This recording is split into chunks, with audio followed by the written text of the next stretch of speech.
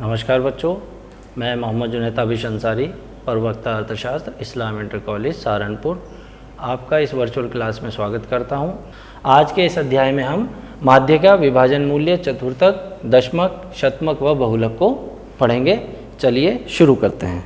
सबसे पहले हमारा जो भाग है वो है माध्यिका, जिसको हम अंग्रेज़ी में मीडियन कहते हैं। आइए इसकी परिभाषा और अर्थ को जानते हैं। किसी भी समंकमाला में आरोही या अवरोही क्रम में रखने पर उस समंकमाला के मध्य पद का जो मूल्य होता है उसे माध्यिका या मीडियन कहते हैं। माध्यिका के कुछ अपने गुण हैं, जैसे ये बहुत सरल होता है, इसकी गणना करना सरल होता है, ये बहुत ही निश्चित है, इसीलिए इसको कहा जाता है कि माध्यिका की गणना करने से परिणाम निश्चित प्राप्त होते हैं। माध्यिका गुणात्मक अध्ययन की दृष्टि से श्रेष्ठ माध्य माना जाता है। श्रेणी में चरम व सीमांत पदों के मूल्य में माध्यिका प्राप्त करने से कोई प्रभाव नहीं पड़ता है। श्रेणियों के माध्य समान रूपी वितरण हो तो माध्यिका एक विश्वसनीय माध्य माना जाता है। माध्यिका के दोष निम्न प्रकार हैं। नंबर 1, माध्यिका को ज्ञात करने के लिए समंकों को आरोही या अवरोही क्रम में निर्धारित करना पड़ता है। केवल स्थिति संबंधी मूल्य ही इसमें प्राप्त किए जा सकते हैं। यदि समंकमाला में समंकों में वृद्धि या कमी कर दी जाए तो माध्यिका का मान भी बदल जाता है, जो कि इसका एक बहुत ही बड़ा दोष है। नंबर 4, माध्यिका का बीजगणितीय गणना संभव नहीं, क्योंकि मूल्य तथा मदों की संख्या को गुणा करके मूल्यों का योग ज्ञात नहीं किया जा सकता। माध्यिका का प्रयोग हम कैसे करते हैं, इसका उपयोग कहाँ कहाँ करेंगे? माध्यिका समझने में बहुत सरल है, इसलिए इसका प्रयोग व्यवहारिक उद्देश्य के लिए इसका उपयोग किया जाता है, जैसे स्वास्थ्य में, बुद्धिमत्ता में, परिमाण में, सामाजिक समस्याओं के विश्लेषण इत्यादि में इसका प्रयोग किया जाता है। मैंने आपको पिछली वीडियोस में भी बताया था कि हमें माध्यिका, माध्य या बहुलक या विभाजन मूल्यों को समझने के लिए हमें उस प्रश्न की श्रेणी को समझना होता है कि श्रेणी कौन सी है। तो इसी प्रकार इसमें भी हम श्रेणी को ही बल दिया जाएगा। जैसे व्यक्तिगत श्रेणी में माध्यिका की गणना कैसे की जाती है। नंबर 1, जब पदों की संख्या विषम हो। विषम मतलब, विषम से तात्पर्य है जो संख्या 2 से पूर्ण भाग ना हो, नहीं होती है। इसको कैसे करेंगे? जो भी हमें प्रश्न दिया हुआ होगा सबसे पहले उसको आरोही यानी कि बढ़ते हुए क्रम में व्यवस्थित करेंगे। उसके बाद इस सूत्र का प्रयोग किया जाएगा, m बराबर n+1/2वां पद। n यहाँ पर श्रेणी में पदों की संख्या मानी जाती है। उदाहरण के तौर पर एक कारखाने के मजदूरों की दैनिक मजदूरी आपको दी गई है। ये आपका समंक माला है, यानी समंक डाटा है, ये इसकी एक माला तैयार कर दी गई है। यहाँ पर जो समंक माला में हमारे पास समंक हैं, ये छोटे बड़े करके लगे हुए हैं, इसको हम आरोही क्रम में लगाएंगे। यहाँ पर पदों की संख्या 9 है, तो आरोही क्रम में लगाने के लिए सबसे छोटा अंक सबसे पहले ढूंढा जाएगा, उसको सबसे पहले लिखा जाएगा और फिर उससे बढ़ते क्रम में उस समंकमाला को तैयार कर लिया जाता है। अब सूत्र का प्रयोग करते हुए m बराबर n+1/2वां पद, n यहाँ पर 9 है, विषम संख्या है, तो 9+1वां पद तो 5वां पद। अब इस समंकमाला में हम 5वें स्थान पर देखेंगे कौन सा समंक है, तो यहाँ पर हमें प्राप्त होता है 80। तो इस प्रकार हमारा इस प्रश्न का उत्तर 80 हो जाएगा। यदि पदों की संख्या सम हो तो फॉर्मूला बदल जाएगा, सूत्र बदल जाएगा, n/2वां पद प्लस n+1/2वां पद का बटा 2। तो उदाहरण से मैं आपको इनको समझाऊंगा। ये भी एक समंकमाला है, इस समंकमाला को भी हम आरोही क्रम में लगाएंगे। यहाँ पर n बराबर 8 है, जो कि एक सम संख्या है। n बराबर 8 है, n/2 प्लस n+1/2/2। अब इसको फॉर्मूले में रखा जाएगा, n के स्थान पर 8, तो 8/2 4वां पद, 5वां पद बटे 2। समंकमाला में जो चौथे स्थान पर अंक है वो 45 है और 5वें स्थान पर जो अंक है समंक है वो 55 है। तो 45 और 55 100 होता है, और 100 को जब 2 से भाग करेंगे तो हमारा उत्तर 50 आ जाएगा।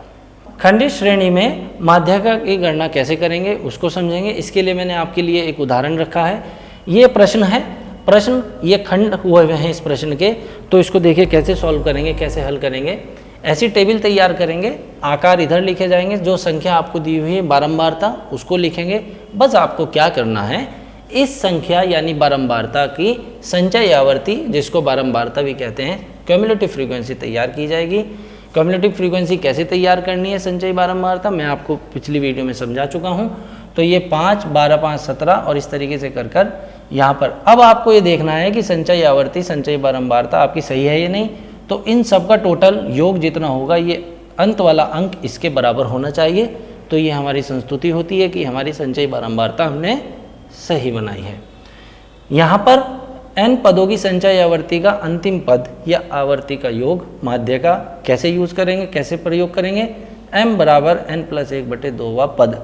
अब यहाँ पर प्रश्न में n बराबर 101 है, तो n की जगह पर n के स्थान पर 101 रखा जाएगा। 102/2वां पद ये आया 51। अब इस 51 का पद संचयी बारंबारता में ढूंढा जाएगा। 51 वैसे तो इन चारों अंकों में समावेश इसका किया जा सकता है, परंतु सबसे निकटतम जो अंक होगा उसको देखा जाएगा। तो सबसे निकटतम संचय आवर्ती जो है 51 के लिए वो 67 है, यानी कि जिसको 67 भी कहते हैं। तो इस प्रकार से इसके समक्ष जो आकार या अंक प्राप्त होगा वही हमारी माध्यका हो जाएगी। अब हम माध्यका को अखंडित श्रेणी में समझेंगे। सर्वप्रथम संचय आवर्ती यानी क्यूमुलेटिव फ्रीक्वेंसी ज्ञात करेंगे जैसे आपको बताया गया है। उसके बाद यहाँ पर सूत्र में थोड़ा सा बदलाव होगा। यहाँ पर m बराबर n/2 का मान ज्ञात करना है। अब यहाँ पर आप स्मॉल m छोटा m देख रहे होंगे तो इसको ध्यान रखेंगे। उसके बाद जो सूत्र है वो हमारा m बराबर L1 + m-CF/F गुना h हो। अब इसको कैसे प्रयोग करेंगे ये मैं आपको बताता हूँ। ये हमारे सामने एक प्रश्न है, ये हमारे पास वर्ग अंतराल है और ये आवर्ती दी हुई है। तो इसको क्या करेंगे, ऐसी एक टेबल तैयार करेंगे, यहाँ पर वर्ग अंतराल और जो प्रश्न में बारंबारता दी गई है उसको रख लिया जाएगा। अब सिंपल बहुत ही आसान तरीके से इसकी संचय आवर्ती तैयार की जाएगी। संचय आवर्ती तैयार कर लेंगे, ये हमारा n बराबर यहाँ पर 80 होगा। अब स्मॉल m निकालना है, n हमारे पास 80 है तो 80/2वां पद 40। अब इस 40वें पद को किस में आएगा ये देखेंगे। जो हमारी संचयी आवर्ती है, संचयी आवर्ती 47 में 40 आ रहा है, तो इसके अंदर हम देखेंगे कि आवर्ती यहाँ पर फ्रीक्वेंसी 28 है और इसकी जो वर्ग अंतराल है इसमें से L1 प्राप्त होगा। और हाइट कैसे आएगी, तो L1 20, F बराबर 28, M हमारे पास 40 है ही। CF को ध्यान देना है कि जिस CF में M समावेश होगा उससे ऊपर वाला CF रखा जाता है जो कि 19 है और h बराबर 10 है। हर वर्ग अंतराल में 10-10 का अंतर है, तो यही हमारी हाइट यानी कि इंटरवल हो जाएगा। अब आपको इस सूत्र का प्रयोग करते हुए L1 की जगह पर 20, M 40 माइनस CF यानी कि 19/28 गुना 10, 40 में से 19 का 21 गुना 10, 210/28। 210 को जब 28 से भाग करेंगे तो 7.5 आएगा और 27.5 हमारा उत्तर हो जाएगा। अगला प्रकरण नेक्स्ट टॉपिक हमारा होगा चतुर्थक क्वार्टाइल्स। ये 3 होते हैं, Q1, Q2 and Q3। Q2 माध्यका कहते हैं, ये हम पढ़ चुके हैं। अब हम Q1 और Q3 की गणना करना सीखेंगे। कैसे करेंगे, व्यक्तिगत तथा खंडित श्रेणी में Q1 और Q3 की गणना। Q1 के लिए n+1/4वां पद और Q3 के लिए 3 n+1/4वां पद का सूत्र प्रयोग किया जाएगा। सतत श्रेणी अखंडित श्रेणी में Q1 Q3 की गणना किस प्रकार की जाएगी। Q1 का वर्ग अंतराल के लिए स्मॉल q1 निकाला जाएगा पहले, जिसका सूत्र n/4वां पद रहेगा। फिर उसके बाद इसका Q1 का हमारा सूत्र होगा L1 + Q1 - CF/F गुना h। इसी प्रकार Q3 के लिए पहले Q3 का वर्ग निकाला। ये केवल सतत श्रेणी या अखंडित श्रेणी में ही करना है। इसके लिए 3n/4वां पद या 3n/4वां पद गिन सकते हैं आप। फिर Q3 के लिए आपको सूत्र का प्रयोग करना L1 + Q3 - CF/F × h। उसके बाद दशमक, प्रदर्शित चिन्ह इसका D रहेगा। दशमक क्या होता है, जब श्रेणी को 10 बराबर भागों में बांटा जाता है तब उन मूल्यों को दशमक मूल्य कहते हैं। एक दशमक मूल्य की श्रेणी में कुल 9 दशमक होते हैं। व्यक्तिगत श्रेणी तथा खंडित श्रेणी में दशमक मूल्यों की गणना निम्न प्रकार की जाती है। तो D1, D2, D7 ये केवल D9 तक जा सकता है। D1 होगा तो n+1/10, D2 होगा तो यहाँ 2 आ जाएगा, D7 है तो यहाँ पर 7 आ जाएगा।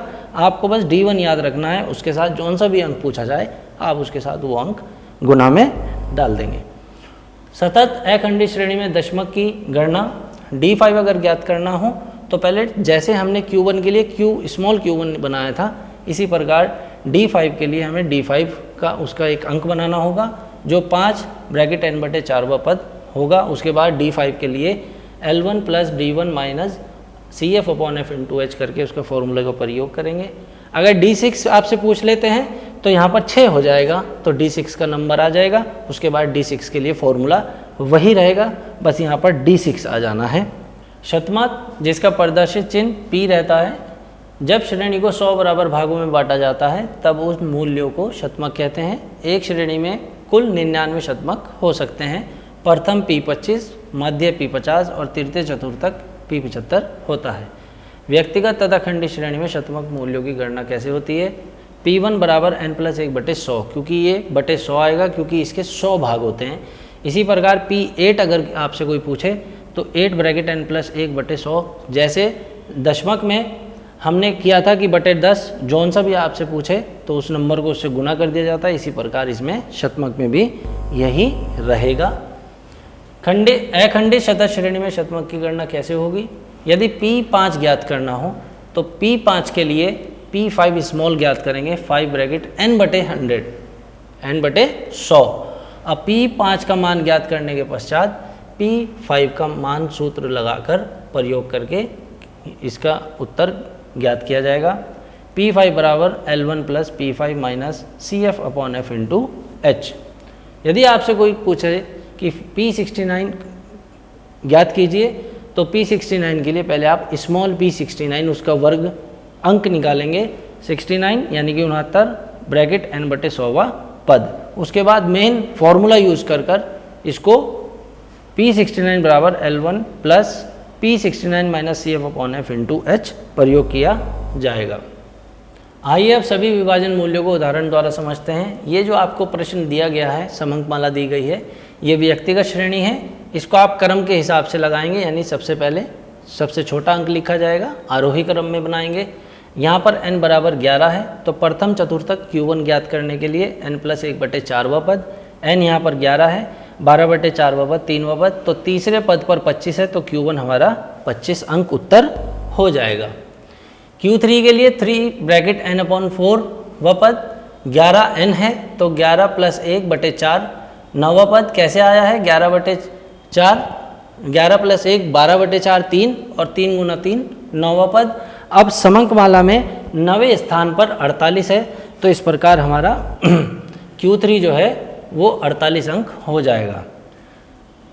D9 के लिए 9 ब्रैकेट n+1/10वां पद, n बराबर 11 है तो 11 + 1 हमारा 12 हो जाएगा और 12 को जब 10 से भाग करेंगे तो 1.2 आएगा। अब इसकी गुना की जाएगी तो ये 10.8। अब इसको हल कैसे करना है ये समझ लीजिए। 10 को अलग कर दिया जाएगा और 0.8 अलग हो जाएगा। 0.8 के लिए हम क्या करेंगे? हम समंकमाला में 9वें पद को और 8वें पद को लेकर चलेंगे। 9वें पद में से 8वें पद को माइनस किया जाएगा, फिर 0.8 की हम उससे गुना यानी कि मल्टीप्लाई करेंगे और जो अंक आएगा उसको 50 में जोड़ दिया जाएगा। इस प्रकार हमारा Q3 D9 प्राप्त हो जाएगा। 89वां शतमक 89 ब्रैकेट n+1/100 पद, 11 + 1/100 0.12। अब इसकी जब गुना कैसे करनी है? 89 को हम 0.2 से जब गुना करेंगे तो 10.68 आएगा। 10 इसमें से अलग किया जाएगा और 0.68 अलग। 0.68 के लिए हम क्या करेंगे? यहाँ पर 10 है तो 11वां में से 10वां पद माइनस किया जाएगा जो कि 2 होगा। 0.68 की मल्टीप्लाई उससे 0.68 से 2 की करेंगे 1.36। इस प्रकार इसको जोड़कर 51.36 अंक हमारा प्राप्त हो जाएगा। आइए अब और उदाहरण से चतुर्थकों को और विस्तार से समझते हैं। ये आपके लिए एक उदाहरण रखा गया है। ये आकार है और ये आवृत्ति है जिसको हम बारंबारता फ्रीक्वेंसी कहते हैं। इस आकार के लिए हमें ये टेबल बनाने हैं। आकार रखा जाएगा, आवृत्ति सिंपल आपको संचयी आवृत्ति या संचयी बारंबारता क्युमुलेटिव फ्रीक्वेंसी भी जिसको बोलते हैं वो बनानी है। 4 आएगा। जो पहली आवृत्ति होती है संचय आवृत्ति वही हो जाती है। फिर पहली संचय आवृत्ति में नेक्स्ट वाली उससे अगली आवृत्ति को जोड़ेंगे तो संचय आवृत्ति तैयार होती चली जाएगी। इस प्रकार हमारी ये संचय आवृत्ति तैयार हो गई है। Q1 ज्ञात करने के लिए n+1/4वें पद वाला फॉर्मूला लगाएंगे। n हमारा 177 है, 177 + 1/4 178/4 44.5वां पद। अब हमें इस 44.5 को इस संचय आवर्ती में देखना है, सबसे नियरेस्ट हाईएस्ट कहाँ रहेगा, तो वो 70 में आएगा। तो इस 70 के समक्ष जो आकार होगा वही हमारा Q1 हो जाएगा। इसी प्रकार Q3 के लिए 3 ब्रैकेट n+1/4 3 गुना, अब यहाँ पर n+1/4 44.5 है, तो मैंने इसको ऐसे, आप इसको सब्स्टिट्यूट कर सकते हैं, ऐसे रख सकते हैं। 44.5 की गुना जब आप 3 से करेंगे तो 133.5। अब इस 133 को हम संचय आवर्ती में ढूंढेंगे, नहीं मिलेगा, लेकिन 147 में सबसे नियरेस्ट हाईएस्ट में ये मिल जाएगा। तो ये 147 के समक्ष जो आकार वाला अंक होगा वो हमारा Q3 हो जाएगा। इसी प्रकार D7 के लिए 7 ब्रैकेट n+1/10वां पद 177 + 1/10 17.8 17.8 को जब 7 से गुना करेंगे तो 124.6वां पद। इस 124.6वें पद को संचय आवर्ती में देखा जाएगा, जो कि हमें D7 का उत्तर देगा। इसी प्रकार शतमक के लिए P51 अगर हमें गणना करनी है तो 51 ब्रैकेट n+1/100वां पद 178/100 1.78 और इसकी गुना जब 51 से की जाएगी तो 90.78 और इसको संचयी आवृत्ति में ढूंढा जाएगा। जहाँ पर ये नियरेस्ट हाईएस्ट में मिलेगा उसके समक्ष जो आकार का अंक होगा वही हमारा P51 हो जाएगा। उदाहरण 3 आपके लिए बनाया गया है, जो ये अखंडित श्रेणी का है, इसके खंड नहीं हुए हुए हैं। ये अंक या वर्ग अंतराल बात एक ही होती है। तो ये वर्ग अंतराल है, ये विद्यार्थियों की संख्या, आप इसको फ्रीक्वेंसी समझ लीजिए, आवृत्ति समझ लीजिए, और इससे हम संचयी बारंबारता या संचयी आवृत्ति तैयार कर लेंगे। ये हमारी टेबल तैयार हो चुकी है। अब इसमें हमें Q1 Q3 D5 P70 पूछा गया है, तो इसको ऐसे ही सॉल्व करेंगे। अब क्योंकि ये अखंडित श्रेणी है, इस प्रकार हमें फॉर्मूला जो है वो उसी का लगाना होगा, n/4वां पद जो Q1 देगा हमें, तो 124/4वां पद 31वां पद। अब इस 31वें पद को हम संचय आवृत्ति में देखेंगे, जो इस 39 में आएगा। अब इस 39 के समक्ष चलेंगे तो एक वर्ग अंतराल मिलेगा, एक बारंबारता फ्रीक्वेंसी मिलेगी, उससे ऊपर वाली को हम CF मानेंगे, और हाइट हमारी जो इंटरवल होगी वो 10 की मिल रही है यहाँ पर। तो इस प्रकार अब ये फॉर्मूला लगाएंगे, हम सूत्र में रखेंगे L1 + Q1 - CF/F गुना H। L1 जो हमारा वर्ग अंतराल आएगा उसमें यहाँ 10 है, Q1 हमें मिल ही चुका है 31, उसके ऊपर वाली CF को काउंट किया जाता है बटे 24, कहाँ से आया, ये फ्रीक्वेंसी है, और गुना 10 ये हमारा H है। 31 में से 15 गए 16, 16 की गुना 10 से 160/24, 160 को 24 से भाग करेंगे 6.67 और 16.67 हमारा उत्तर हो जाएगा। Q3 अगर आपसे पूछा जाए तो 3 ब्रैकेट n/4वां पद n/4 31 है, तो 31 गुना 3 93वां पद। अब 93वां पद हम संचयी आवृत्ति में ढूंढेंगे, तो वो वहाँ पर हमारा वर्गांतर 30-40 आएगा। यहाँ पर L1 30 हो जाएगा, फ्रीक्वेंसी 20 रहेगी, CF 77 और H 10। ये सब आपको टेबल में ही मिलेगा। फॉर्मूले सूत्र में इसको सब्स्टिट्यूट किया जाएगा वैल्यूज़ को। L1 30, Q3 हमारे पास 93 है, CF 77 है बटे 20 गुना H यानी कि 10 है। अब 93 में से 77 गए, हमारे पास बचेंगे कितने, 93 में से जब 77 घटाएंगे तो आएंगे 16। तो 16 गुना 10 हमारा हो गया 160 बटे 20। 160 को जब 20 से भाग करेंगे 8, और 30 + 8 38 हमारा Q3 हो जाएगा। इसी प्रकार से हम D5 5 ब्रैकेट n/10वां पद, n/10वां पद में 12.4, 5 की गुना करेंगे 62, इसको हमें संचय आवर्ती में ढूंढना है।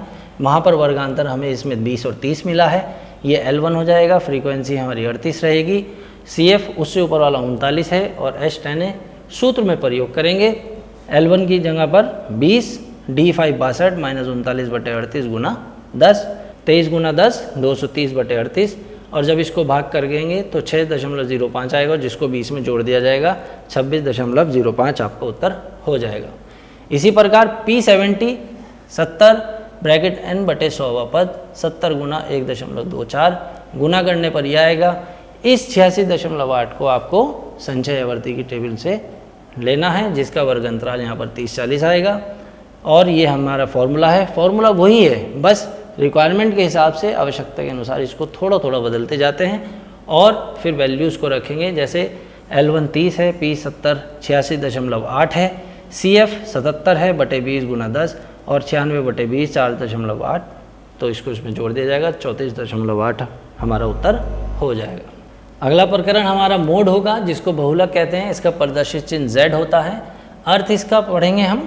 बहुलक को अंग्रेजी में मोड कहते हैं। ये फ्रेंच भाषा के ला मोड शब्द से बना है, जिसका अर्थ होता है फैशन। अतः श्रेणी में सबसे अधिक बार आने वाला या जिसकी आवृत्ति सबसे अधिक होती है बहुलक पद या मूल्य कहलाता है। बहुलक के अपने एक गुण हैं, चर मूल्यों से अप्रभावित रहता है। यह श्रेणी के चर मूल्यों द्वारा प्रभावित नहीं होता है। इसकी गणना करना बहुत ही सरल होती है। इसकी गणना करने के लिए आंकड़ों का होना अनिवार्य ही नहीं है। खुली श्रेणी में भी इसका निर्धारण किया जा सकता है। व्यवहारिकता, इसका व्यवहारिकता के आधार पर बहुत ही प्रयोग किया जाता है। बहुलक के दोष, विभिन्न सूत्रों द्वारा इसकी गणना की जा सकती है, परंतु प्रत्येक का परिणाम भिन्न हो सकता है, अलग हो सकता है। श्रेणी में 2 या अधिक समअंकों की बारंबारता समान होती है। ऐसे में श्रेणी में एक से अधिक बहुलक हो सकते हैं, यानी कि से अर्थ यह है कि एक ही श्रेणी में एक से अधिक भी बहुलक भी हो सकते हैं। अतः इसमें स्पष्टता का अभाव भी पाया जाता है। यह चर मूल्यों को महत्व प्रदान नहीं करता है। यह समूहीकरण पर निर्भर रहता है। समूह में व्यवस्था बदलने पर बहुलक भी बदल जाता है। बहुलक का प्रयोग, वस्तुओं की लोकप्रियता जानने के लिए बहुलक का प्रयोग किया जाता है कि वो कितने फैशन में है, कितनी इसकी डिमांड है। बहुत से उत्पादक बहुलक के आंकड़ों के अनुसार ही वस्तुओं का उत्पादन भी करते हैं। बहुलक का उपयोग अनेक वस्तुओं के औसत आकार को ज्ञात करने में भी उपयोगी होता है। बहुलक पूर्वानुमान में सहायक होता है, यानी पहले से अंदाज़ा जिसको बोलते हैं उसके लिए, जैसे वर्षा कितनी होगी, गर्मी कितनी हो सकती है आदि के लिए। बहुलक की गणना, व्यक्तिगत श्रेणी में बहुलक की गणना कैसे की जाती है, बहुत ही आसान है। बस क्या करना है, ना तो इसमें आपको आरोही क्रम में लगाना है, कुछ नहीं करना है, बस ये ज्ञात करना है कि श्रेणी है कौन सी। अब यहाँ पर आप ये श्रेणी देख रहे होंगे, ये श्रेणी हमारी व्यक्तिगत श्रेणी है जो समअंक माला दी हुई है। इसमें बस हमें क्या करना है, एक अंक ऐसा मिलेगा आपको जो सबसे अधिक बार होगा। प्रश्न में अगर आप बहुत ही ध्यान से देखें तो 19 एक ऐसा अंक है जो 5 बार आया है, तो बस यही हमारा बहुलक हो जाएगा। खंडित श्रेणी में बहुलक की गणना करना भी बहुत आसान है। ये आपको प्राप्तांक दिए हुए हैं, ये विद्यार्थियों की संख्या है। आपको क्या करना है, प्राप्तांक कह सकते हैं, बारंबारता कह सकते हैं, आवृत्ति कह सकते हैं। जो आवृत्ति बारंबारता सबसे अधिक होगी उसको देख लेना है। जैसे इस प्रश्न में 49 है, 49 से पहले वाली आवृत्ति देखी जाएगी और 49 से नेक्स्ट वाली अगली वाली आवृत्ति को ध्यान में रखना है। फिर कैसे करना है, उपरोक्त श्रेणी का निरीक्षण करने से ज्ञात होता है कि 20 प्राप्तांक की आवृत्ति बारंबारता 49 है जो सर्वाधिक है, तो बहुलक भी हमारा 20 ही हो जाएगा। मैं आपको फिर बता देता हूँ कि ये बहुलक कैसे ज्ञात हुआ। यहाँ पर आवृत्ति 49 इस पूरी बारंबारता की माला में सबसे अधिक है, तो इसके समक्ष जो भी अंक होगा वही हमारा बहुलक हो जाएगा। सतत आवधित श्रेणी में बहुलक की गणना, फॉर्मूला इसका बहुत इजी है, देखने में मुश्किल लगता है लेकिन है बहुत आसान। L1 plus F1 minus F0 बटे 2F1 minus F0 minus F2 into H। ये F1, F0, F2 क्या है, ये सब प्रश्न में ही सामने रखा हुआ होता है हमारे, बस हमें सिर्फ उसको देखना होता है। जैसे ये प्रश्न मैंने आपके लिए रखा है, ये एक अखंडित श्रेणी का प्रश्न है क्योंकि इसमें वर्ग अंतराल है। ये आपकी बारंबारताएं हैं। अब इस बारंबारता में सबसे अधिक बारंबारता कौन सी है वो देखेंगे हम। तो यहाँ पर सबसे अधिक बारंबारता है 27। 27 से पहले वाली बारंबारता देखेंगे और इससे नेक्स्ट वाली अगली वाली बारंबारता को देखेंगे। ये हमारा F1 हो जाएगा, ये हमारा इससे पहले वाला F0 हो जाएगा और ये F2 हो जाएगा। अब इसको फॉर्मूले में कैसे रखेंगे देखिए, F1 27, F0 19, F2 12। L1 कैसे आएगा?